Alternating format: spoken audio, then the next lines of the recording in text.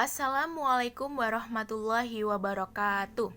Baiklah anak-anakku semuanya, hari ini kita akan belajar bersama tentang materi akhlak tercela kepada Allah Subhanahu wa taala. Jadi di sini akan ada dua pembahasan. Yang pertama yaitu ria dan yang kedua adalah nifak. Ria pembahasannya ada pengertian ria, bentuk-bentuk perbuatan ria, larangan perbuatan ria, akibat buruk ria, dan perilaku menghindari ria. Kemudian yang kedua ada nifak. Nifak ada pengertian nifak, bentuk-bentuk sifat nifak, larangan bersifat nifak, akibat buruk sifat nifak, dan 5. Membiasakan diri menghindari sifat nifak. Yang pertama yaitu pengertian ria. Ria berasal dari bahasa Arab arya yang berarti memperlihatkan atau pamer, yaitu memperlihatkan sesuatu kepada orang lain, baik barang maupun perbuatan yang dilakukan dengan maksud agar orang lain dapat melihatnya dan akhirnya memujinya. Kata lain yang serupa dengan ria adalah sum'ah. Sum'ah adalah sifat suka menceritakan amal perbuatan agar didengar orang lain dengan maksud untuk mendapati simpati atau pujian. Jadi ria dan sum'ah merupakan sifat tercela, kebalikannya adalah ikhlas. Selanjutnya yaitu bentuk-bentuk atau contoh perbuatan ria. Yang pertama, ria atau sum'ah timbul karena ingin mendapat pujian. Misalnya, sering mengikuti sholat berjamaah agar dinilai sebagai orang yang soleh. Contoh lainnya, seorang siswa mau melaksanakan tugas piketnya secara baik sesudah guru masuk ke kelas dengan harapan guru menilai bahwa siswa tersebut tergolong siswa yang rajin.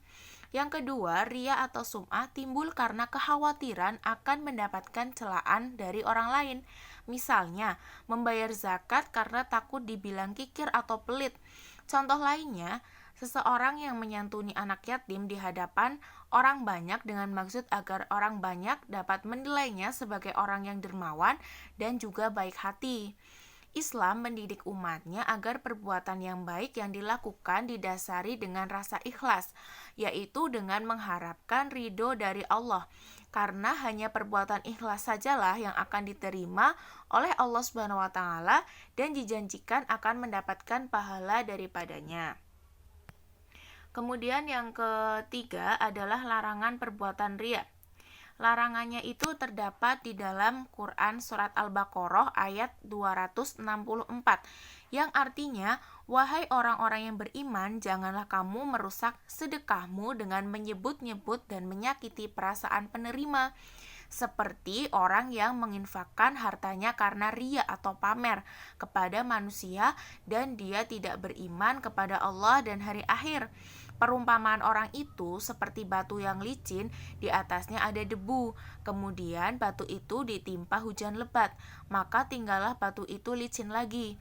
Mereka tidak memperoleh sesuatu apapun dari apa yang mereka kerjakan, dan Allah tidak memberi petunjuk kepada orang-orang kafir.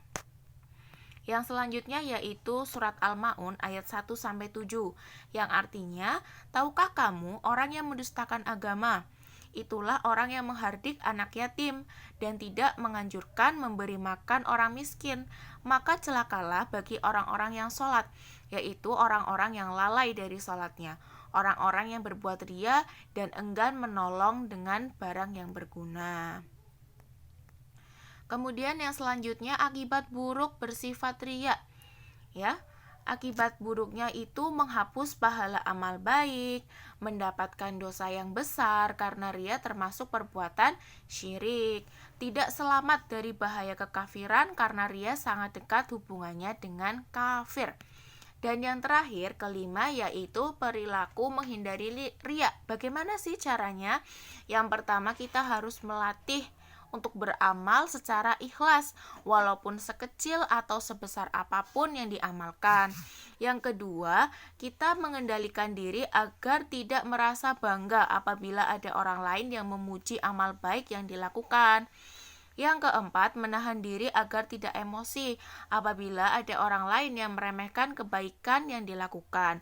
Dan yang Selanjutnya, tidak suka memuji kebaikan orang lain secara berlebih-lebihan karena hal ini dapat mendorong pelakunya menjadi ria atas kebaikannya. Kemudian melatih diri untuk bersedekah secara sembunyi-sembunyi dan menghindari sanjungan orang lain. Yang selanjutnya yaitu tentang nifak. Pengertian nifak. Apa sih itu nifak? Nifak menurut bahasa berarti berpura-pura terhadap agamanya, diibaratkan lubang tikus di padang pasir yang susah ditebak tembusannya. Secara istilah, nifak berarti sifat yang tidak menentu, tidak sesuai antara ucapan dan perbuatannya. Nifak itu perbuatan amalan kebajikan di depan orang lain supaya orang lain itu mengira bahwa ia seseorang yang ikhlas beramal, tetapi sebenarnya tidak ikhlas sama sekali.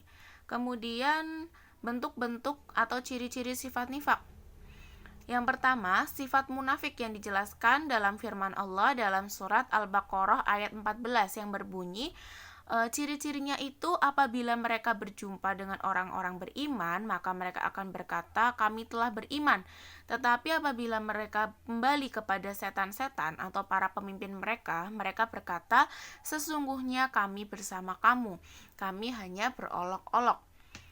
Yang kedua, pada ayat lain menjelaskan bahwa orang-orang yang munafik itu datang kepada Nabi Muhammad dan berkata, kami mengakui bahwa engkau Rasul Allah dan Allah mengetahui bahwa engkau benar-benar Rasulnya, dan Allah menyaksikan bahwa orang-orang munafik itu benar-benar pendusta.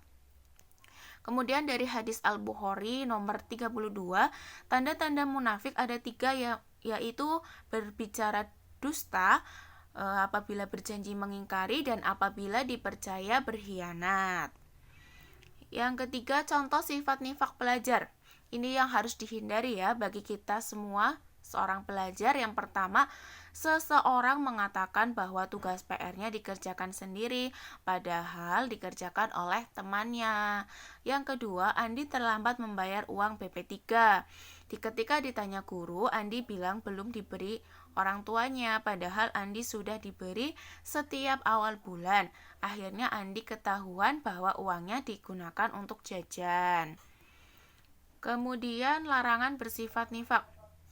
Larangan bersifat nifak itu ada di dalam Quran surat Al-Ahzab ayat 70 yang artinya, wahai orang-orang beriman, bertakwalah kamu kepada Allah dan ucapkanlah perkataan yang benar. Kemudian dari hadis riwayat Bukhari Muslim nomor 4719 yang berbunyi, dari Abdullah bin Mas'ud, dari Nabi Muhammad, beliau bersabda, sesungguhnya kejujuran itu membawa kepada kebaikan atau ketaatan, dan kebaikan itu membawa surga. Dan seseorang membiasakan dirinya berkata jujur sehingga dicatat di sisi Allah sebagai orang yang jujur, dan dusta membawa kepada kemaksiatan, sedangkan kemaksiatan membawa kepada mereka, dan seseorang yang suka berdusta hingga dicatat di sisi Allah sebagai pendusta. Kemudian yang keempat yaitu akibat buruk sifat nifak. Akibatnya apa saja sih? Dibagi menjadi 2, bagi diri sendiri dan bagi orang lain. Bagi diri sendiri yaitu tercela dalam pandangan Allah, itu yang pertama. Yang kedua, hilang kepercayaan dari orang lain. Yang ketiga, tidak disenangi dalam pergaulan hidup. Yang keempat, mempersempit jalan untuk memperoleh rezeki karena orang lain tidak mempercayainya lagi.